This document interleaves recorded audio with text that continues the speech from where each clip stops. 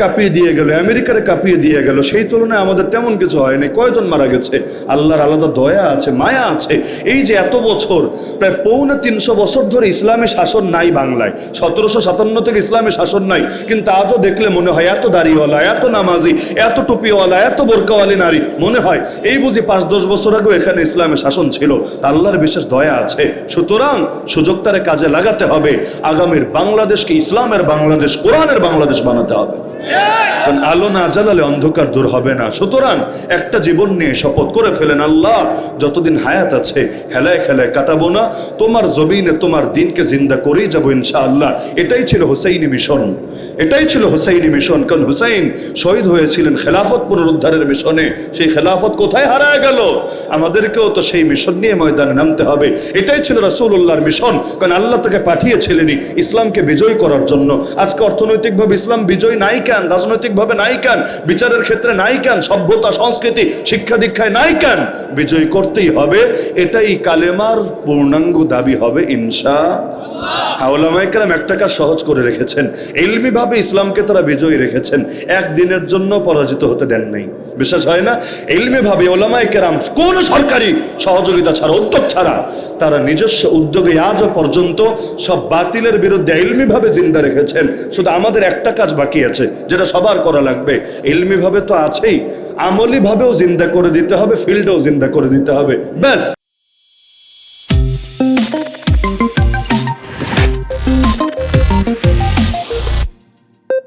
যেই মাস রব্বুল আলামিন বিশেষভাবে দিয়েছেন যাতে বান্দার ভেতরে ঈমান তো আছে, কিন্তু তাকওয়ার যে ঘাটতি আছে সেই ঘাটতিগুলো পূর্ণ করে ফেলতে পারে। ইয়া আইয়ুহাল্লাযীনা আমানু, হে ওই সকল লোকেরা যারা ঈমান এনেছো, কুতিবা আলাইকুমুস সিয়াম, তোমাদের উপর রোজা ফরজ করা হয়েছে। মাঝখানে কিছু কথা বলে শেষে জানাচ্ছেন কেন? লাআল্লাকুম তাত্তাকুন, যাতে করে তোমরা তাকওয়াবান হতে পারো, মুত্তাকি হতে পারো, যাতে করে প্রত্যেকের ভেতরে আল্লাহর ভয় চলে আসে এবং এমন এক যোগ্যতা অর্জন করতে পারো, আল্লাহকে ভয় করে আল্লাহ যা কিছু নিষেধ করেছেন সেটা ছাড়তে পারো। মাইকে আওয়াজটা নেই কেন? এমনকি এই মাসে যাতে বান্দা আসলে সহজেই তাকওয়ার উপর চলে আসতে পারে, এর জন্য আল্লাহ তাআলা কত সহজ মাধ্যম করে দিয়েছেন। মাস শুরু হতে দেরি হয়, আল্লাহ তাআলা বিশেষ একটা শ্রেণীকে নিয়ে আয়না ঘরে ভরতে দেরি হয় না। যে শ্রেণীটার নামও আপনারা সকলে জানেন, সুফিদাতিশ শায়াতিন ওয়া মারাদাতুল জিন। আল্লাহ শয়তানদেরকে আর বিতাড়িত জিনগুলোকে নিয়ে ভরে রাখেন। কেন? ওদেরকে আল্লাহ তাআলা শিকলাবদ্ধ করে রাখেন কেন? কারণ হলো, নেতা নেত্রীগুলো যদি সমাজে থাকে, ওদের অনুসারী আর কর্মীদের ভেতরে আলাদা প্রাণচাঞ্চল্য থাকে, আলাদা স্পৃহা থাকে, আলাদা উদ্যম থাকে। আর কিছু নেতা আর কিছু বিশেষ ব্যক্তিবর্গ এই জাতীয় ডেভিলগুলোকে যদি হ্যান্ড করে রাখা যায়, তাহলে সমাজের মানুষের ভেতরে, ওদের অনুসারী ফ্যান ফলোয়ার্সের ভেতরে শয়তানি করার আগ্রহ এমনি কমে যায়। এমনি স্বাভাবিকভাবে দেখেন না, যতদিন নেতা থাকে সমাজে, কর্মী কম থাকলেও আলাদা কারেন্ট থাকে শরীরের ভেতরে।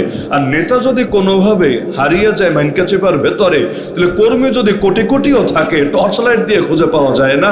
এমনকি কর্মী তো পাওয়া যায় না যারা ওদের কাঁধে ভর করে বিভিন্ন ধরনের বাতিল এজেন্ডা ছড়ায় সমাজে, ওগুলোর হাউকাও আর বেশি মুখে শোনা যায় না। কেন? কারণ বেলুন তো আছে, বেলুনের বাতাস বের হয়ে গেছে, পাংচার হয়ে গেছে।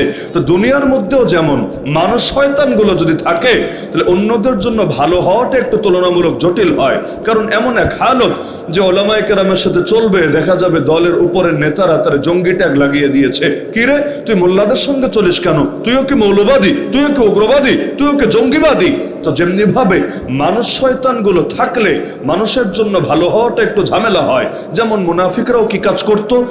মুসলমানদের সামনে আসলে খুব ভালো মানুষ সাজতো, তারা বলতো আমরা ঈমান এনেছি, আমরা তোমাদের দলেই আছি।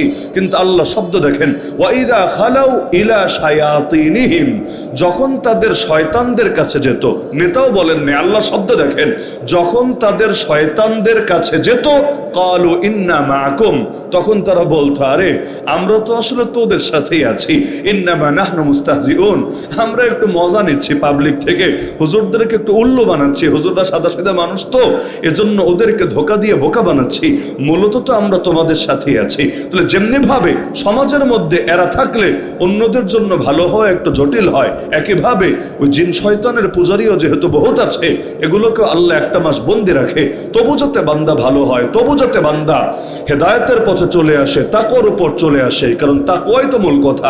ব্যক্তি জীবনে তাকওয়া, পরিবারে তাকওয়া, সমাজে তাকওয়া, রাষ্ট্রে তাকওয়া। যতদিন পর্যন্ত তাকওয়া না গড়া যায়, দ্বিতীয় কোনো কিছু দিয়ে কোনো মৌলিক পরিবর্তন আসে না, আসা সম্ভব না। উদাহরণস্বরূপ মনে করেন র্যাবের কালো পোশাক পাল্টিয়ে আপনি পিঙ্ক কালারের পোশাকই পরায় দিলেন, অথবা আরো যাদের গায়ে দাগ আছে সবার পোশাক পরিবর্তন করে একদম যেই যেই কালার মানুষের ফেভারিট কালার, এগুলোর কালার আপনি তাদের ইউনিফর্ম বানায় দিলেন। দিলের মধ্যে তাকওয়া ঢুকালেন না এবং তাকওয়ার বাহিনী বানানোর কোনো ফিকির করলেন না। তাহলে কমন সেন্স থাকলে বুঝবেন যে বাইরের ফিটফাট আর ভেতরে সদরঘাট দিয়ে কখনোই কোনো সংস্কার, কোনো পরিবর্তন আসে না। যদি চান পরিবর্তন করতে, উপর পাল্টানোটা বড় বিষয় না, উপরের কালার যা আছে থাক না, এটা সমস্যা না। তো দিলের মধ্যে তাকওয়া ঢোকানোর ফিকির করেন। যদি দিলের মধ্যে তাকওয়া ঢোকাতে পারেন, পোশাক যেমনই থাকুক না কেন, তখন তাদের দ্বারা সমাজে শান্তি, মুক্তি, ন্যায়, ইনসাফ এগুলোই ছড়াবে এবং মানুষের যে অভক্তি তৈরি হয়েছে সেটা পরিবর্তন হয়ে এমন মহাব্বত, এমন শ্রদ্ধা জাগবে, তাদেরকে দেখলেও দিল থেকে দোয়া আসবে। কালো পোশাকের জামা তো কত সময় হুজুররাও পরে, কালো জুব্বা গায়ে দেয় না, দেয়। তাদেরকে দেখলে তো ভয় লাগে না, কিন্তু অন্য কাউকে দেখলে আবার ভয় লাগে কেন? এই বুঝে আমারে ধরে নিল, এই বুঝে জঙ্গি মামলা সাজালো, এই বুঝে আয়না ঘরে ভরলো, এই বুঝে মিথ্যা মামলা দিল। তাহলে দায় কি কাপড়ের রঙের? দায় কি এই বাহ্যিক পোশাকের? কিছুতেই না। সবকিছুর মূলে হলো তাকওয়া। তাকওয়া যতদিন না আসবে, একটা জিনিস বোঝেন না, আরে সরকারে কে এলো কে গেল, নেতা কে হলো না হলো, সমাজের মধ্যে কে কর্ণধার হলো কে না হলো, এগুলো তো কি আসে যায়? যদি না নীতি পরিবর্তন হয়, নেতা হাজারটা পরিবর্তন হলেও জাতির ভাগ্যে কোনো পরিবর্তন আসে না। সবকিছুর মূলে তাকওয়া নিয়ে ঢোকাতে হয়। অর্থনীতিতে তাকওয়া লাগবে। যতদিন পর্যন্ত অর্থনীতিতে সুদ থাকবে, আর যত ভালো সরকারি আসুক না কেন, জাতির গরিব দুঃখী জনতার কপাল থেকে হতভাগ্য যাবে না। কারণ সুদ মানেই বৈষম্য, সুদ মানেই জুলুম, সুদ মানেই হলো ধনী আরো ধনী হবে, গরিব আরো গরিব হবে। পুঁজিপতিদের টাকা বাড়তে বাড়তে এত বাড়বে, টাকা রাখবে কোথায় সেই জায়গা খুঁজে পাবে না। আর সাধারণ মানুষরা হাতে পয়সা থাকবে কিন্তু পয়সার মান থাকবে না। দেখেন না, এখন থেকে 20 বছর আগে, 30 বছর আগে, 40 বছর আগে যারা বিয়ে করেছেন, বিয়েতে মোহর লিখিয়েছিলেন কত? ধরলাম 10,000, 20,000, 50,000, 1 লাখ। উদাহরণ হিসাবে ওই সময় মোহর দেন নাই, মোহরটা আপনি আজকে দিতে চাচ্ছেন। তা আজকে যদি দিতে চান, আমি তো এই ফতোয়া দিতে পারবো না যে লিখেছিলেন 20,000 এখন দিতে হবে 2 লাখ, এই ফতোয়া আমি দিতে পারবো না। ফতোয়ার ভাষা এটাই থাকবে, যা লিখেছিলেন তাই আপনাকে পরিশোধ করতে হবে। কিন্তু আপনি নিজের বিবেককে জিজ্ঞাসা করেন, ওই সময় 20,000 দিলে এর দ্বারা সে যা করতে পারত, আজকে 20,000 দিলে এর 10 ভাগের 1 ভাগও কাজ করতে পারে কিনা? আজকে যদি আমাকে আপনার বাসায় দাওয়াত দেন যে হুজুর ওয়াজ করে একবেলা আমার বাসায় খেয়ে যান, যদি দেন, দিবেন বলছি না, যদি দেন আর কি, তাহলে দেখা যাবে এক বেলার মেহমানদারি করতে গেলেই সর্বনিম্ন 5,000 থেকে 15,000 টাকা আপনার এক বেলার বাজারের জন্য চলে গেছে। আর যদি জামাই বাবা আসে বাজারে, জামাই বাবাজি যদি আসে, তাহলে তারে এক বেলা মেহমানদারি করতে 20, 25, 30,000 টাকাও চলে যায়। তাহলে এক বেলার মেহমানদারি করতে যদি 20,000 যায়, আর অথচ ওই যুগে 20,000 দিয়ে কি করা যেত? কি বিশাল একটা ব্যাপার ছিল 20,000 টাকা। তাহলে দেখা যাচ্ছে এই যে টাকা আছে কিন্তু মান হারিয়ে গেছে। কেন হলো? অনেকগুলো কারণ আছে, এর মধ্যে সুদভিত্তিক অর্থনীতি, এই ফাইজলামি মার্কা মুদ্রা ব্যবস্থা, এগুলোই গোড়ার পেছনে দায়ী আছে। তো যতদিন পর্যন্ত এগুলো সংস্কার না করবেন, এগুলো না শুধরাবেন, ততদিন পর্যন্ত গরিব দুঃখে জনতার ভাগ্যে কি পরিবর্তন হবে? আজও বাংলাদেশে 4 কোটির বেশি মানুষ দারিদ্র সীমার নিচে আছে। কয় কোটির বেশি? পেটে যদি খাবার না থাকে, পরনে যদি কাপড় না থাকে, ভালো চিকিৎসার যদি ব্যবস্থা না থাকে, শিক্ষা দীক্ষার ক্ষেত্রেও যদি বঞ্চনা সহ লাগে, আরে ব্রিজ কয়টা হলো, রাস্তাঘাট কি হলো না হলো, জিডিপি কয় % বাড়লো, এগুলো শুনে শুনে পাবলিকের কি লাভ হবে? আগে তো মানুষের মৌলিক চাহিদা পূরণ হবে, এরপর না বাকি সবকিছু দেখা যাবে। তো সুতরাং সবকিছুর মূলে হলো তাকওয়া। তাকওয়ার সংবিধান যদি না হয়, তাকওয়ার রাজনীতি যদি না হয়, তাকওয়ার অর্থনীতি যদি না হয়, তাকওয়ার ব্যাংকিং যদি না হয়, তাকওয়ার ব্যবসা বাণিজ্য যদি না হয়, তাকওয়ার সমাজ যদি না হয়, তাকওয়ার পরিবার যদি না হয়, তাহলে কিছুতেই মানুষের ভাগ্যে পরিবর্তন আসবে না। কারণ আলো না জ্বললে অন্ধকার কিছুতেই দূর হবে না। অন্ধকারকে যতই হুঙ্কার দেন, অন্ধকার যা ভাগ, বিদায় হ, আমাদের ব্রাহ্মণবাড়ির এরিয়ার মধ্যে ঢুকবি না, যা তুই ওপারে গিয়ে যা মনে চায় কর, এপারে আসবি না। এই ডায়লগ শুনে অন্ধকার কখনো যাবে না। অন্ধকার দূর করতে চাইলে এত ডায়লগ লাগবে না। আলো জ্বালিয়ে দেন, আলো জ্বলতে দেরি, অন্ধকার দূর হতে দেরি না। হ্যাঁ, অন্ধকার চাইবে না আলো জ্বলে যাক, এজন্য আলোর বিরুদ্ধে প্রোপাগান্ডা ছড়াবে, আলোর বিরুদ্ধে ফোবিয়া ছড়াবে, মানুষের ভেতরে আতঙ্ক ছড়িয়ে দেবে, যাতে আলোর কথা শুনলেও মানুষ ভয় কেঁপে ওঠে। এই যুগে যেমন তাকওয়া, ইসলাম, দিন, শরীয়ত, ইসলামী ইমারত, ইসলামী খেলাফত, এই শব্দ শুনলেও মানুষ আটকে ওঠে। আরে কি জানি ভয়ঙ্কর ব্যাপার, কি জানি আতঙ্কের ব্যাপার। এরা ভাবে আমেরিকার আদর্শে মুক্তি আছে, চায়নার আদর্শে মুক্তি আছে, রাশিয়ার আদর্শে মুক্তি আছে, ইন্ডিয়ার আদর্শে মুক্তি আছে। খালি আল্লাহর আদর্শেই সব ধরনের হতভাগ্য আর বঞ্চনা আছে। এগুলো হয়ে গেছে মানুষের আকীদা। এমনকি ইসলাম তো কায়েম করবে না, ইসলাম কায়েমের কথা কেউ বললে তাকে কথাটাও বলতে দিবে না, মুখের ভাষা কেড়ে নিতে চায়। মুখের ভাষা মানে ওই বাংলার জায়গায় অন্য ভাষা চাপিয়ে দিতে চাচ্ছে আজকে, সেটা না। কিন্তু আলেম ওলামারা কোরআনের কথা বলবে, ওই কথাটাও তাদেরকে স্বাধীনভাবে বলতে দিতে চায় না। হুজুরকে রেস্ট্রিকশন দিয়ে দিবে। হুজুর নামাজ নিয়ে বয়ান করেন, সমস্যা নাই, জিহাদের নামও মুখে আনবেন না। জিহাদের নাম যদি মুখে না আনে, অন্যায়ের বিরুদ্ধে মানুষ লড়াই করবে কিসের জন্য? জিহাদের নাম যদি মুখে না আনে, শাহাদাতের তামান্না দিলের ভেতর আসবে কিভাবে? আরে আবু সাইদ মুগ্ধরা যারা শহীদ হয়েছে, শাহাদাতের তামান্না ছিল বলেই তো ময়দানে নামতে পেরেছে। মৃত্যুর ভয়ে যে কাপুরুষ কাঁপতে থাকে, ও জালেমের বুলেটের সামনে নিজের বুক পেতে দেয় কিভাবে? জালেমের বুলেটের সামনে নিজের বুক সেই পাততে পারে যে মৃত্যুকে এনজয় করার জন্য, উপভোগ করার জন্য রেডি হয়ে আছে, শাহাদাতের তামান্নায় সর্বদা ছটফট করছে। জিহাদ আর শাহাদাত সেই জিনিস যা দুনিয়ার সব অন্যায়, সব বাতিলের বিরুদ্ধে এক জলজন্ত আতঙ্কে পরিণত হয়ে থাকে। তো ভাইরাস তো কখনো চায় না অ্যান্টিভাইরাস দেওয়া হোক ডিভাইসের ভেতরে, অন্ধকার কখনো চায় না আলো চলে যাক সমাজে। এজন্য কোরআনে আল্লাহ জানান, মক্কার মুশরিকরা নিজেরা তো কোরআন শুনতো না, মানুষকেও শুনতে দিতে চাইতো না। ওয়াকাল আল্লাযীনা কাফারু লা তাসমাউ লিহাদাল কুরআন ওয়ালগাউ ফি, এই কাফেররা বলাবলি করত, এই শোন, তোরা নিজেরাও কোরআন শুনবি না আর মানুষকে শুনতেও দিবি না। যেখানে কোরআনের তেলাওয়াত হবে, আলোচনা হবে, হট্টগোল লাগাবি, অনর্থক দাঙ্গা বাঁধাবি। কেন? লাআল্লাকুম তাগলিবুন, তবেই তোদের মিশন সফল হবে, তবেই তোরা জয়ী হবি। দেখেন না, বিগত দিনও আলেমদেরকে স্বাধীনভাবে কোরআনের কথা বলতে দেয় নাই, এখনো কেউ কেউ দিতে চায় না। কেন? ঝামেলা কোথায়? বলবেন ওই দল তো নাই, তাহলে অন্যেরও দুই একজনের গায়ে কেন লাগে? সবার লাগে না, সবার লাগে না। চুরি নিয়ে বললে সবার লাগবে, ডাকাতি নিয়ে বললে সবার লাগবে, তারই লাগবে ডাল মে কুচ কালা হ্যায়, যেখানে যেখানে কালা টালা নাই সেখানে তো লাগবে না। তাহলে এই লাগালাগি হয় কেন? কারণ তারা ভয় পায় যদি জাতির সামনে হক প্রকাশিত হয়েই যায়, ভণ্ডামির মুখোশ বেশি দিন পরে থাকা যাবে না। এমনকি দেখেন না, শিরিক তো এমন একটা পাপ, যেই পাপ আল্লাহ মাফ করেন না। তওবা যদি না করে, শিরিক যদি না ছাড়ে, ওই পাপ আল্লাহ কশ্চিন কালেও মাফ করেন না। এটা তো সবাই জানেন এবং মানেন। হ্যাঁ, মাফ করেন না এটা এ কারণে না, যেমন রিমান্ডার আমাদেরকে জিজ্ঞেস করলো, হুজুর আপনারা জান্নাত জাহান্নামে ঠিকাদারি কেন নিলেন? আমি প্রশ্ন বুঝি না। আমি বললাম মানে কি? জান্নাত জাহান্নামে ঠিকাদারি নেওয়ার অর্থ কি? বললে এই যে আপনারা ফতোয়া দেন যে আপনারা জান্নাতে যাবেন, তাওহীদের জনতা জান্নাতে যাবে, তাহলে ওই যে শাহবাগী যারা, নাস্তিক যারা, এরা সবাই জাহান্নামে যাবে, তো কে জান্নাতে যাবে আর কে জাহান্নামে যাবে এটা আল্লাহর উপর ছেড়ে দেন না, আপনাদের ডিসাইড করার কি দরকার আছে? এরপর জটিল একটা প্রশ্ন করলো, আচ্ছা আল্লাহ যদি এমন করেন আপনাদের সব হেফাজতে হুজুরগুলোরে ধরে জাহান্নামে ফেলে দেয় আর সবগুলা শাহবাগী নাস্তিকরা ধরে জান্নাতে দিয়ে দেয়, আপনি পড়লে বলেন যে আল্লাহ এটা পারে না? যদি বলেন পারে না, তাহলে আপনি হুজুর না, আপনি মুসলমানই না। আর যদি বলেন আল্লাহ পারে, তাহলে জান্নাত জাহান্নাম এটা আল্লাহর হাওলা করে দিলেই তো চলে। আপনারা কেন বলেন কাদিয়ানি জান্নাতে যাবে না, নাস্তিক জান্নাতে যাবে না, কাফের মুশরিক জান্নাতে যাবে না? তো আপনি কি বলতে চান যে আল্লাহ সর্বশক্তিমান না, আল্লাহ সকল ক্ষমতার মালিক না? আমি বললাম এক বাক্যে, বেশি কথা তো বলা যাবে না, পরে আবার মারপিট শুরু হবে। আমি এক বাক্যে বললাম, শোনেন, আল্লাহ সর্বশক্তিমান এটা জেনেছি যে কোরআন থেকে, আল্লাহ সর্বদা সত্য কথা বলেন এটাও জেনেছি একে কোরআন থেকে।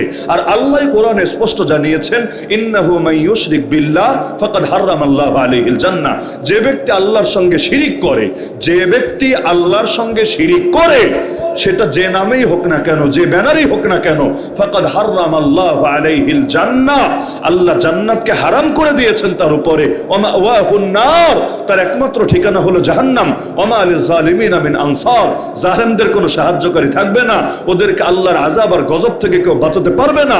তো যেই কোরআন পড়ে জেনেছি আল্লাহ সর্বশক্তিমান, ওই কোরআন পড়ে জেনেছি আল্লাহ শিরকের পাপ মাফ করবে না। সুতরাং আল্লাহর ক্ষমতাও মানি, আল্লাহর কথা সত্য, প্রতিটা বাণী সত্য, এটাও মানি। আল্লাহ চাইলে সব পারেন, এটাও মানি। আর আল্লাহ নাস্তিক বেঈমান কাফের মুশরিকরা মাফ করবেন না, এটা তার সত্য ঘোষণা, এটাও মানি। সুতরাং আমরা দুইটাই মানি। কেউ যদি একটা মানে আর একটা না মানে, তার বেলায় আমরা কি বা করতে পারি?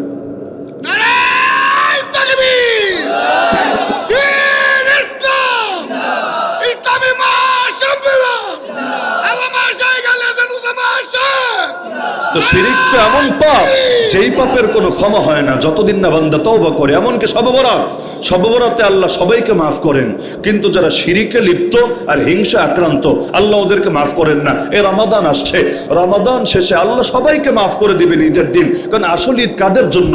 আর ঈদ তো তার জন্য যার ডিভাইসে চার্জ পুরো হয়েছে, যার রূহ খোরাকি পেয়ে পেয়ে তাকওয়ার আলোয় আলোকিত হয়েছে, যে দিলের মধ্যে আল্লাহর ভয় হাসিল করতে পেরেছে, যার জীবনের অতীতের গুনাহগুলো মাফ হয়েছে। ওর আবার কিসের ঈদ? যার গুনাহগুলো এখনো বাকি আছে। ওর আবার কিসের ঈদ? জাহান্নামীদের তালিকায় যার নাম এখনো রয়ে গেছে। লাইসাল ঈদু লিমান লাবিসাল জাদীদ, ইন্নামাল ঈদু লিমান খাফাল ওয়াঈদ। ঈদ তার জন্য না যে নতুন পোশাক পরেছে, আর ঈদ তো তার জন্য যে আল্লাহ তাআলা যে হুঁশিয়ারিগুলো দিয়েছে এর ভয় দিলের মধ্যে ধারণ করতে পেরেছে। তো এই যে পুরো রমজান রোজা রাখার পরও তারা কিন্তু মাপ পাবে না, যতই রোজা রাখুক। বলবেন হুজুর রোজা রাখলে কি আবার মাফ না পাওয়ার সুযোগ আছে? হ্যাঁ আছে। কাদিয়ানীরা নামাজ পড়ে না, কি পড়ে না? রোজা রাখে না, হজ করে না, যাকাত দেয় না, সবই তো করে, মসজিদ বানায়, কত কিছু করে। আমাকে বলেন কাদিয়ানীদের কাখাউড়াবাসী মুসলমান মনে করেন না মুসলিম মনে করেন? তাহলে এই অমুসলিম অবস্থায়, বেঈমান অবস্থায় যদি নামাজ পড়ে, চালচালায়া জান্নাতে চলে যাবে। যদি রোজা রাখে বিনা হিসাবে বাবুর রাইয়ান দিয়ে জান্নাতে ঢুকায় দেওয়া হবে না। যেহেতু সংখ্যা নাই, খালি শূন্য আর শূন্য, আমল হলো শূন্য, ঈমান হলো সংখ্যা। ঈমান যদি না থাকে, শূন্য শূন্য শূন্য শূন্য এরকম কোটি কোটি জিরো আর শূন্য মিলেও কিচ্ছু কাজ হবে না। দোকানে নিয়ে গেলে দোকানদারের দুলাভাই ডাকলে একটা ললিপপ ধরায় দিবে না। আর যদি ঈমান থাকে, সংখ্যা একটা শূন্য থাকলেও দাম আছে। একের সঙ্গে শূন্য বসালে 10, 9-এর সঙ্গে শূন্য বসালে 90। তো ঈমান 9-এর মতো পাওয়ারফুলি হোক আর 1-এর মতো সামান্যই হোক, সঙ্গে যদি ঈমানটা থাকলে সঙ্গে সংখ্যা আপনি ওই জিরো যাই দিবেন দাম আছে, কিন্তু সংখ্যা যদি না থাকে জিরোর কোনো দাম থাকে না। তাহলে এই রমজানেও রোজা রেখেও তারা মাপ পাবে না, যারা কুফুরে আক্রান্ত, শিরকে আক্রান্ত। জাতি হিসাবে আমাদের জন্য বড় দুঃখ, কালেমা পড়তে পড়তে তো মুখে ফেনা তুলে ফেলি, লা ইলাহা ইল্লাল্লাহ মুহাম্মাদুর রাসূলুল্লাহ, বড় দুঃখ। আর তাকওয়ার ওয়াজ করে কি হবে? তাকওয়ার 1 নম্বর স্তরিত হলো বান্দা আল্লাহকে ভয় করে কুফর ছাড়বে, শিরিক ছাড়বে। গুনাহ ছাড়া তো পরে, কুফর শিরিক ছাড়া তো আগে। আজও পর্যন্ত বাংলাদেশ রাষ্ট্র হিসাবে, রাষ্ট্রীয়ভাবে আজও পর্যন্ত শিরিকে আক্রান্ত আছে। বলবেন কিভাবে? আজও পর্যন্ত সংবিধানে লেখা আছে সকল ক্ষমতার মালিক আল্লাহ। কোন পৃষ্ঠায় লেখা আছে? পৃষ্ঠা নাম্বার বলেন, দেখে আসি। সকল ক্ষমতার মালিক জনগণ, এটা লেখা আছে না? সকল ক্ষমতার মালিক জনগণ। আচ্ছা, এটা কি ঈমানের বাক্য না শিরিকের বাক্য?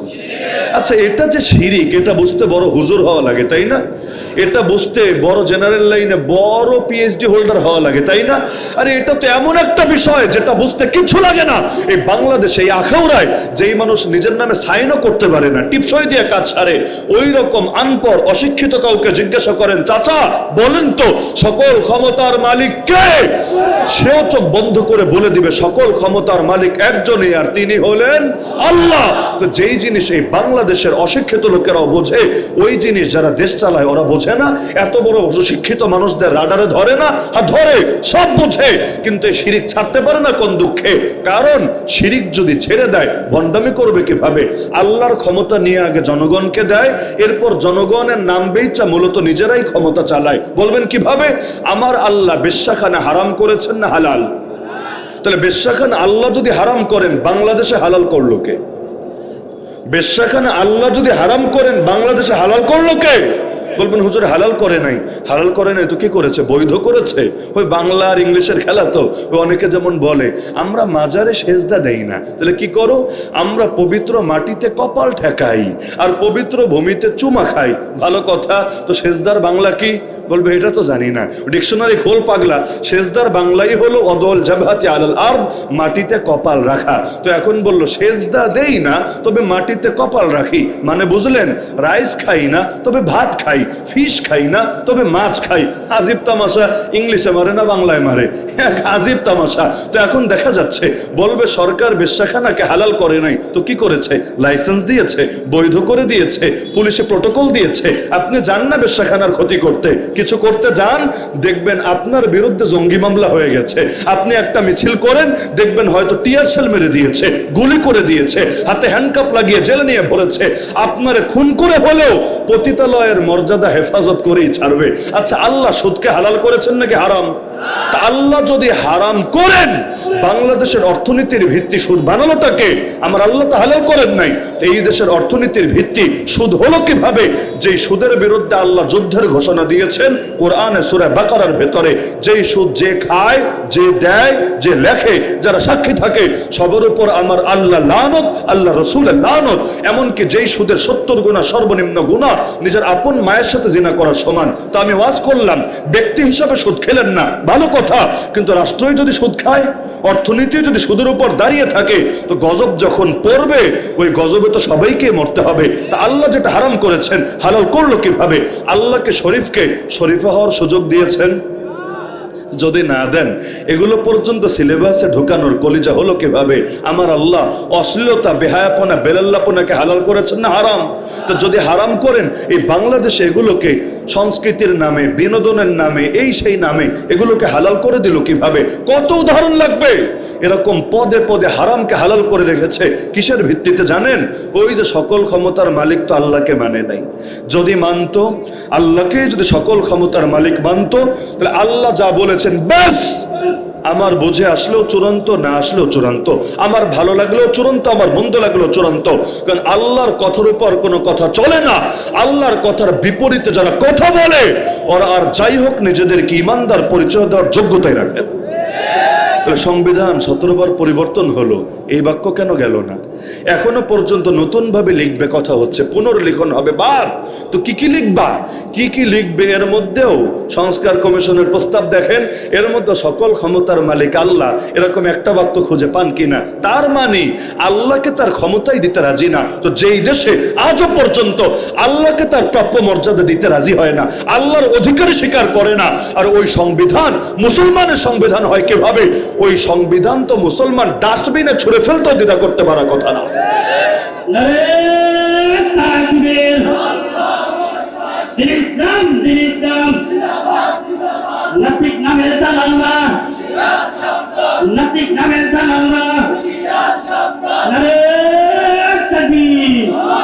আপনি লা ইলাহা ইল্লাল্লাহ, লা ইলাহা ইল্লাল্লাহ জিকির করতে করতে মুখে ফেনা তুলে ফেলেন, ভালো কথা।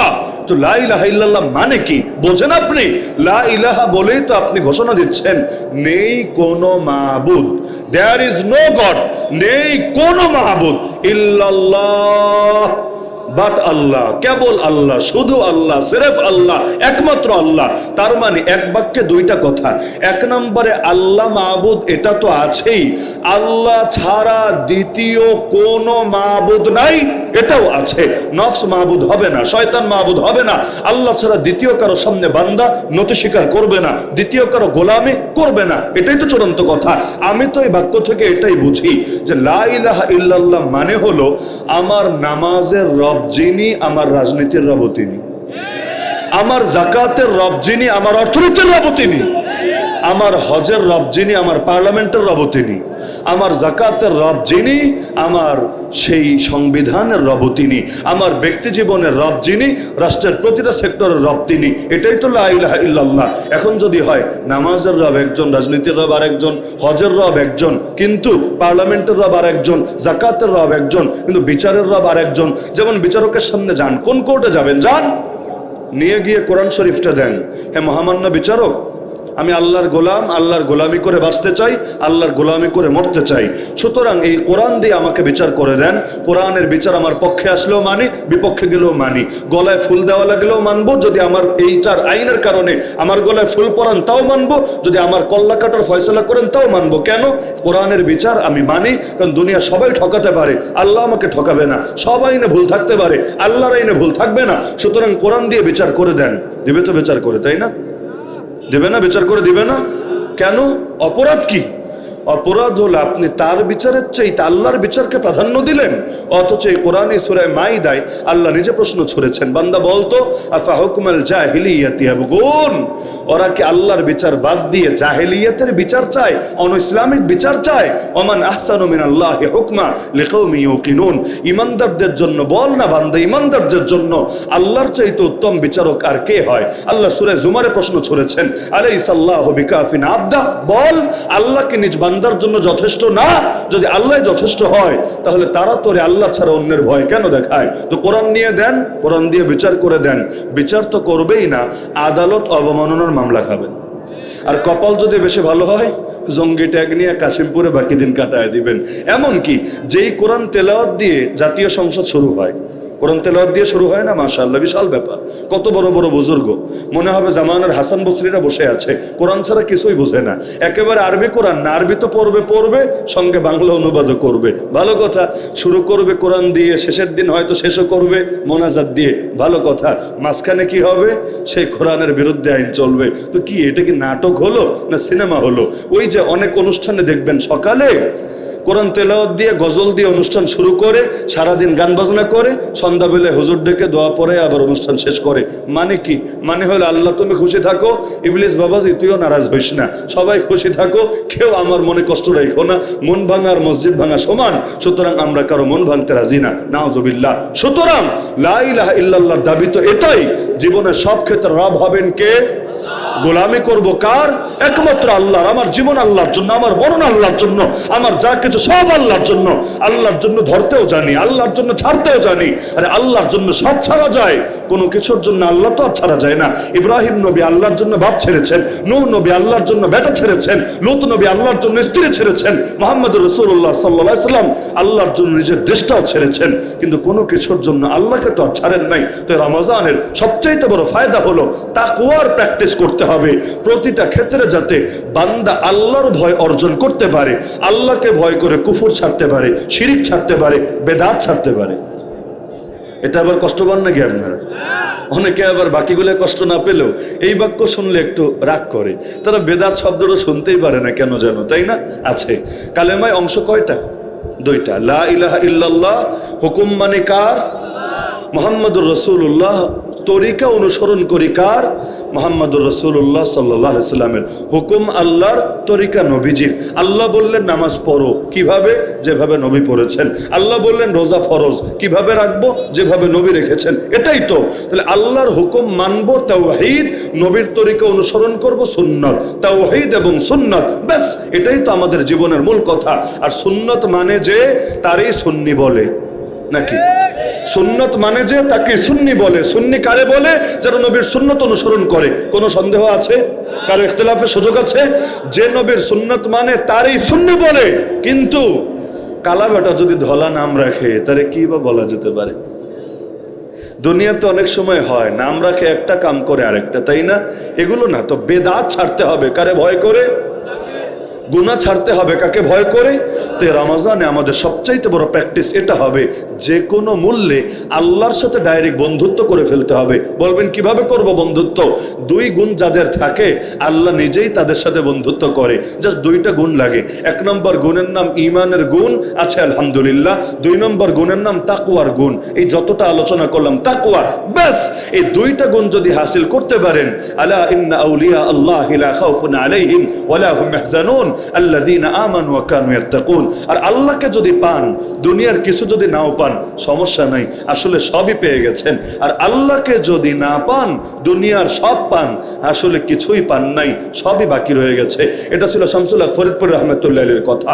কারণ যার মূল আছে তার সব আছে, যার মূলই নাই, শিকড়ই নাই, তার বাকি কোনো কিছুর কোনো দামই নাই। আরে দুনিয়া পেলেই কি না পেলেই কি, আমার নবী যদি ক্ষুধার জ্বালায় পেটে পাথর ভাবতে পারেন, আমার নবীর ঘরে যদি মাসের পর মাস চুলা না জ্বলে, শুধু খেজুর খেয়ে পানি খেয়ে আর দু একদিন প্রতিবেশীর ঘর থেকে দুধ হাতিয়ে এসেছে এগুলো খেয়ে কাটিয়ে দিতে পারেন, আরে আমার নবী যদি এমন বিছানায় শুইতে পারেন যে বিছানায় শোয়ার কারণে পিঠের মধ্যে দাগ পড়ে গেছে, আরে আমার নবী যদি সারাটা জীবন কাটিয়ে দিতে পারেন, একটা বার তিনি চাপাতি রুটি খান নাই, নরম মোলায়েম কোমল রুটি যেগুলো মুখে দিলে সহজে গেলা যায়, এমন রুটি জীবনে একটা বার খাওয়ার সুযোগ হয় নাই, এভাবে জীবন কাটিয়ে দিতে পারেন। আমার নবী যদি আল্লাহর জন্য দেশ ছাড়তে বাধ্য হতে পারেন, 3 বছরের বেশি অবরুদ্ধ জীবনযাপন করতে পারেন, তাহলে সেখানে আমি কি, আপনি কি? আমার গাল তো নবীর গালের চাইতে বেশি দামি না? আমার নবীর গালে চর মারা হয়েছে দিনের জন্য, আমার গলা নবীর গলার চাইতে বেশি দামি না? আমার নবীর গলায় চাদর পেঁচিয়ে শ্বাস বন্ধ করে হত্যা করার চেষ্টা করা হয়েছে দিনের জন্য, আমার মাথা নবীর মাথার চাইতে বেশি দামি না? আবু জাহাল নিজে পাথর ছুঁড়ে আমার নবীর মাথা ফেটিয়ে দিয়েছিল দিনের জন্য, আমার পেট নবীর পেটের চাইতে বেশি দামি না? আমার নবীর পেটে ক্ষুধার জ্বালায় পাথর বেঁধে লেগেছিল আল্লাহর দ্বীনের জন্য, আরে আমার জীবন আল্লাহর নবীর জীবনের চাইতে বেশি দামি না? আল্লাহ নবীকে গোটা জীবনটা কাটিয়ে দিতে হয়েছিল, শেষমেশ শহীদই হয়ে যেতে হয়েছিল। ওই যে 7ম হিজরিতে বিষ খাওয়ানো হয়েছিল, ওটার প্রভাবে শহীদই হয়ে যেতে হয়েছিল আল্লাহর দ্বীনের জন্য। তো নবী যদি পারেন আল্লাহর জন্য এত বড় স্যাক্রিফাইস করতে, এত কোরবানি দিতে, আমি পারবো না কেন? আপনি পারবেন না কেন?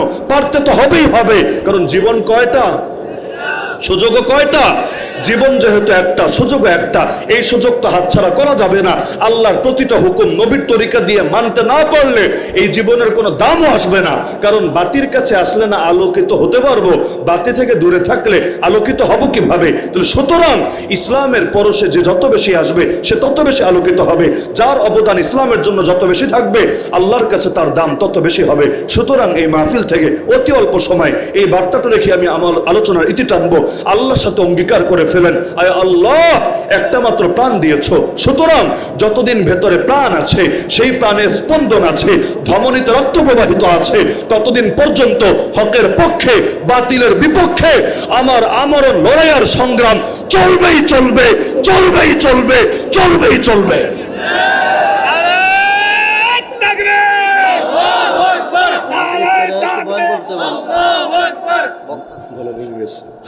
দ্বীনের জন্য যদি জান দেওয়া লাগে রাজি আছি আলহামদুলিল্লাহ।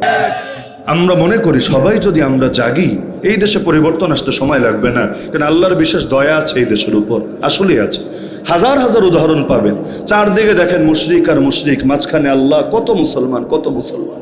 আল্লাহর কত দয়া। করোনা ইন্ডিয়ারে কাঁপিয়ে দিয়ে গেল, আমেরিকারে কাঁপিয়ে দিয়ে গেল, সেই তুলনায় আমাদের তেমন কিছু হয়নি। কয়জন মারা গেছে?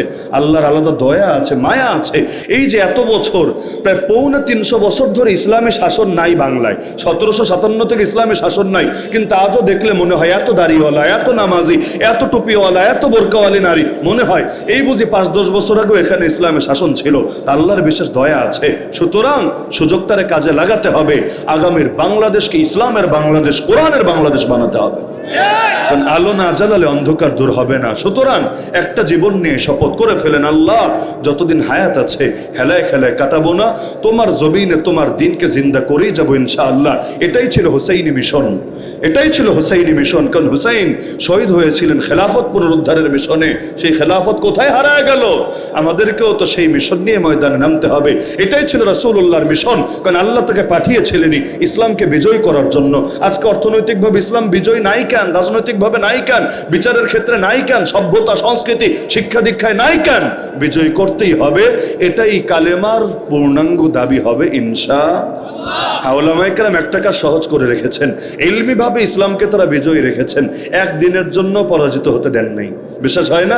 ইলমি ভাবে উলামায়ে কেরাম কোন সরকারি সহযোগিতা ছাড়া, উদ্যোগ ছাড়া, তারা নিজস্ব উদ্যোগে আজও পর্যন্ত সব বাতিলের বিরুদ্ধে ইলমি ভাবে জিন্দা রেখেছেন। শুধু আমাদের একটা কাজ বাকি আছে, যেটা সবার করা লাগবে। ইলমি ভাবে তো আছেই, আমলি ভাবেও জিন্দা করে দিতে হবে, ফিল্ডও জিন্দা করে দিতে হবে। ব্যাস, এলেমও আছে, আমলও আছে। কানাত লাহুম জান্নাতুল ফিরদাউসি নুজুলা, রবের জান্নাত আমাদেরকে হাতছানি দিয়ে ডাকবে ইনশাআল্লাহ। আল্লাহ আমাদের সবাইকে তৌফিক দান করুন, আগামীর বাংলাদেশকে ইসলামের বাংলাদেশ বানানোর তৌফিক দান করুন। আমরা যদি না জাগি মা, কেমনে সকাল হবে? তোমার ছেলে জাগলে গো মা, রাত পোহাবে তবে। ফানা ফিল্লাহ কি তেহ মে বাকা का राज मुज़मर है, जिसे मरना नहीं आता उसे जीना नहीं आता। वमा अलैना इल्लल बलागुल मुबीन व आखिरु दावाना अनिल हम्दुलिल्लाहि रब्बिल आलमीन।